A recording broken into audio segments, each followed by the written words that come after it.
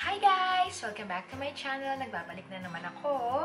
Ngayon, ang i-share ko sa inyo is a makeup slash sweets or candies haul. Hindi ko alam kung anong itatawag ko dito.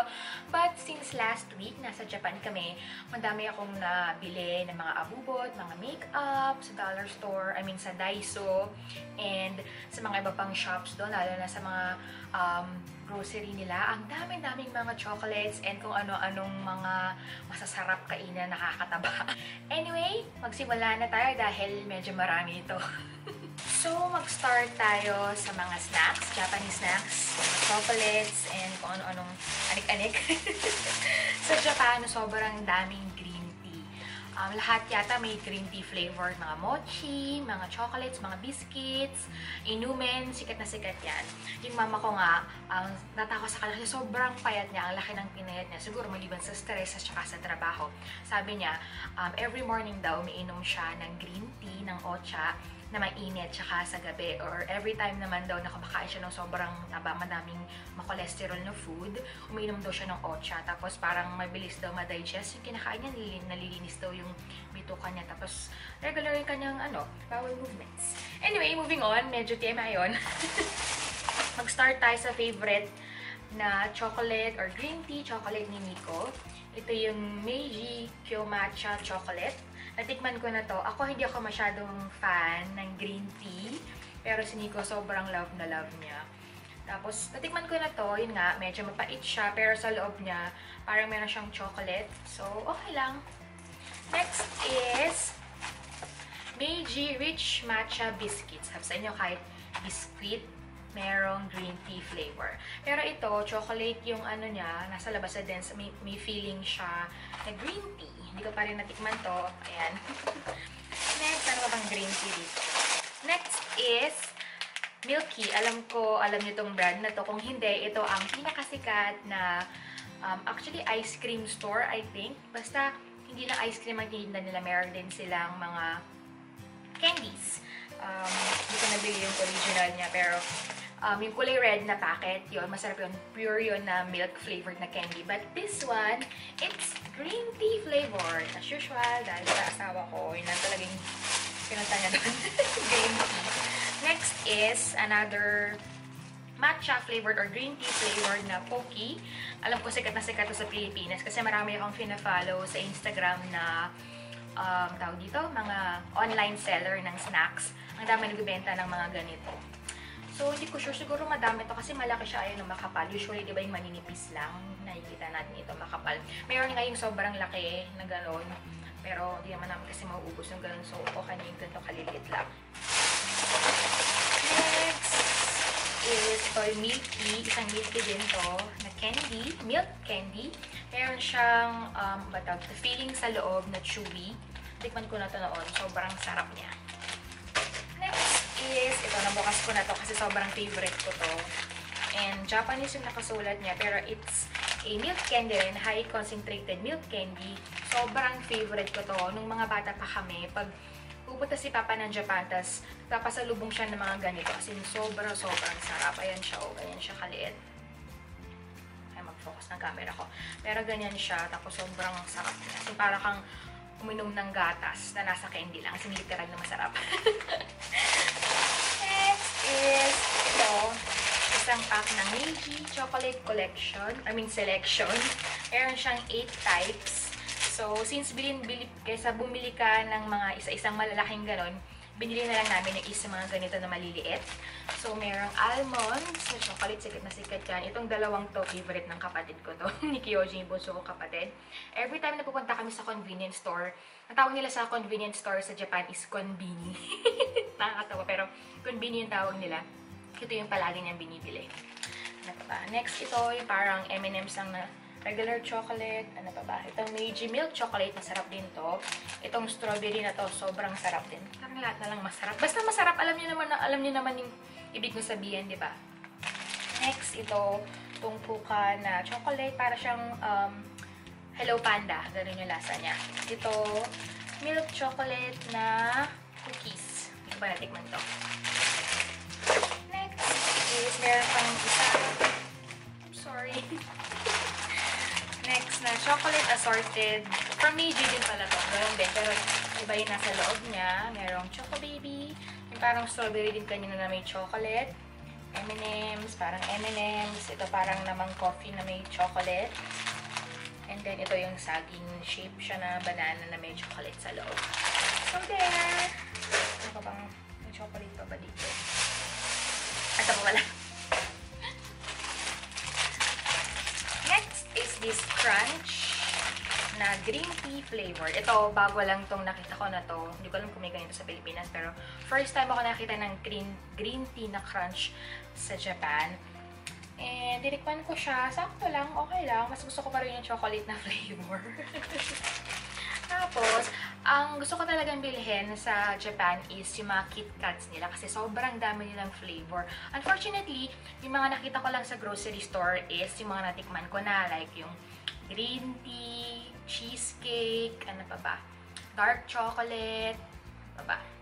Yung cherry blossom, parang gano'n, parang cherry blossom yung ano niya eh, yung design niya. So, hindi ko alam kung anong tawag talaga. Pero lasa lang siyang strawberry na cherry blossom. Matikman ko na rin yung strawberry lang at saka yung raspberry. So, yun. Ano pa ba? Yun lang natandaan ko na natikman ko. So, walang bago. Kaya hindi na ako bumili. Ang binili ko na lang is yung mga gusto ni Nico at saka yung mga ngayon ko lang nakita. So, there. Yun ang aking mga chocolate or mga snacks na na-haul sa Japan. Next, pupunta tayo sa aking Daiso haul. Yung Daiso is like, tawag dito, it's like dollar store sa States. Alam ko, bago ko umalis ng Pilipinas, marami na ako nakitang mga Daiso na store sa sa Pilipinas. Pero sa Japan, sobrang laki. Para siyang department store or grocery store sa laki. Literal. Anyway, mag-start tayo sa, yung mga gamit sa bahay. Hindi naman gamit sa bahay. Parang gano'n na rin. Utensils, sobrang daming utensils. Bumili ako ng 2 pack ng ganito. Wait lang. Nahulog na naman. There, 2 soup spoon. Soup spoon nga ba yung tawag dito? Spoon for wonton soup. Yun yung sabi. Ayan, spoon for wonton soup. Kasi, tawag dito, mahirap kapag humigop ka ng sabaw, tapos yung kutsara lang yung ginagamit mo. Diba? Iba yung kapag ganito yung ginagamit mo. So, napabili ako kay Nico. Plastic lang siya. Meron din yung ceramic, pero sabi ko kay Nico, saka na kami bumili pagdating namin doon. Kaya ito plastic lang yung binili namin. Next is this toilet seat cover. Nakita ko to kila mama. Nagtaka ako. Sabi ko, bakit may parang basahan yung inidoro. Tapos sabi niya, seat cover daw yun. Nabili daw nila sa Daiso. So, yun, sabi ko, bili rin ako para dito or para doon sa labas. I'm not sure. Pero, isa lang yung nabili ko na color brown.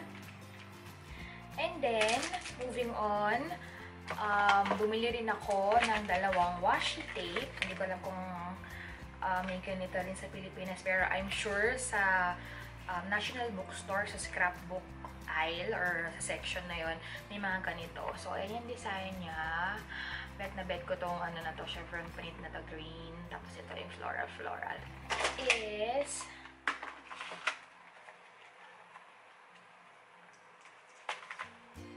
next naman is puro makeup or skincare or kung ano mang abubot na para sa katawan.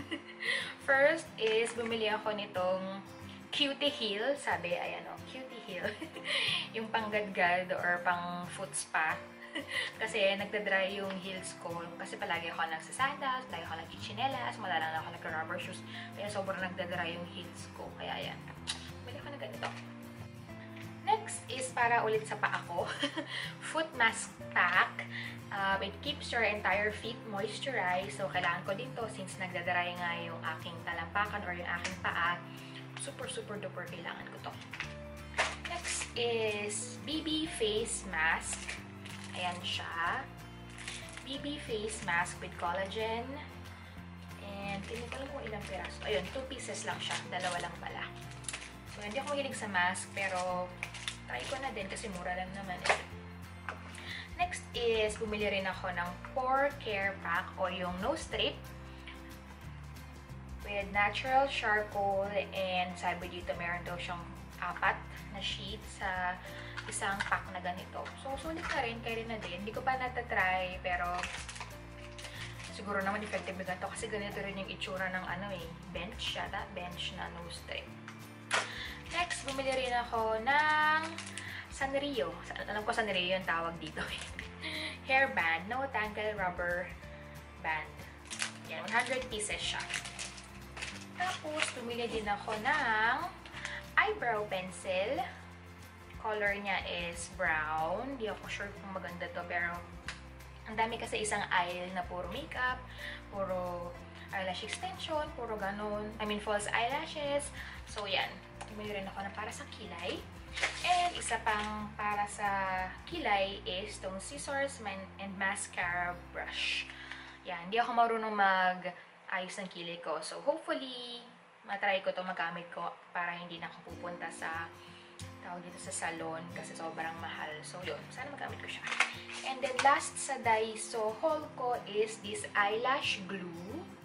Yan. Kasi bumili ako last time ng red cherry na false eyelashes pero hindi ko magamit kasi wala akong glue.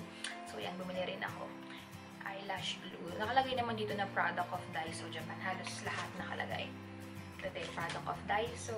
Product of Daiso. So, there. Yan ang aking Daiso haul. Next is another makeup haul na nabili ko sa Plaza. Yes, Plaza. Style from the world. Sabi. So, let's see kung ano ang aking mga nabili na abuhot. Bumili ako ng false eyelashes since mura lang siya. I'm not sure kung may receipt ako ito. Pero, I think lahat dito sa bag na to na nabili ko siguro mga $50 kasi sa mall ako bumili, hindi ako sa Daiso. So yan, bumili ako nitong false eyelashes number 1. Ito yung pinaka-natural kasi ayoko nang masyadong, ayoko yung pumapakpak. Nararamdaman ko na pumapakpak siya. And then, bumili ulit ako ng isa pang eyebrow pencil. Hindi ko alam, pangalawa na tong eyebrow pencil na to. Anyway, ito is 3-way. Sabi, Japanese siya, pero obvious naman na 3-way siya kasi merong yung retractable na eyebrow pencil, tapos meron ding tawag ito, pang powder, and then meron yung spoolie. Bet. 3-way. Next is, hindi ko alam kung sikat tong tawag dito, product na to sa Japan, pero ang tatak niya is Can Make. Yan, na BB cream. Bumili ako ng Can Make Perfect Serum BB Cream. Skincare base and foundation with UV shield. High cover. Contains 21 beauty ingredients. Wow, 21 talaga. Ang shade ko is number 2. Yung number 1 kasi masyadong maputi para sa akin. So, pinili ko yung next na shade kasi dalaw lang naman yung shade na nandun. And then, another product of Can Make is coloring eyebrows or eyebrow mascara. Wala lang, naaliw lang ako. Kasi yung eyebrow mascara ko dito na binili ko sa, ano na bang product yun? Yung binili ko sa Misha, hindi siya kakulay ng kilay ko or malayo yung kulay niya. I mean, pangit. Ganon. Kaya bumili ako ng bago. And then, next is from Can Make Eyebrow Liquid Pen. Gusto ko siyang buksan. Let's try. Meron siya, ang tawag dito sa ganitong pen, felt tip na pen para sa eyebrow. Talaga? Nagulat ako kasi kailan ko nakakita ng eyebrow na felt tip. Usually, kapag eyebrow para sa kilay is pencil, diba? Or gel. Kailan ko nakakita ng ganito. So, parang dodrawingan mo yung kilay mo. Ganun ba yun? Ewan ko, nakaka-amaze lang. Kailan ko nakakita ng ganito. And then, last is a powder. Powder nga ba to? Teka lang, ano ba? Hindi ko alam kung ano yung mga binibili ko, no? Open ko lang siya para makasuro. Oh, no. Hindi pala siya powder powder blush. Ano pala siya? Cream. Cream blush. Pero ang ganda ng kulay niya, di ba? Parang turn na lang ng lips ko. Ang cute. Teka, swatch natin siya. Ay, perfect. Anyway, yan na yung mga na-haul ko sa Japan. From Daiso, Dollar Store, and sa snacks, sa mga groceries, sa Aeon Mall. Ang tawag kasi nila doon, yung mall nila doon is Aeon Mall. Yun na yung pinaka-SM nila. And then, itong plaza, saan ko ito pinili? I think sa Tokyo, na Tokyo kami, dumaan kami sa Plaza Mall. Tapos sakto, napadaan ako sa makeup aisle, kaya yun, napabili ako. So, yun na yun guys. If ever meron kayong request or review dito sa mga product na to or sa mga pagkain kung gusto nyo, sabihin nyo lang or mag-comment kayo below. Pero for sure, gagawa ko ng makeup tutorial para dito sa mga nabili ko na makeup from Japan. So, there you have it guys! I'll see you in my next video. Thank you for watching!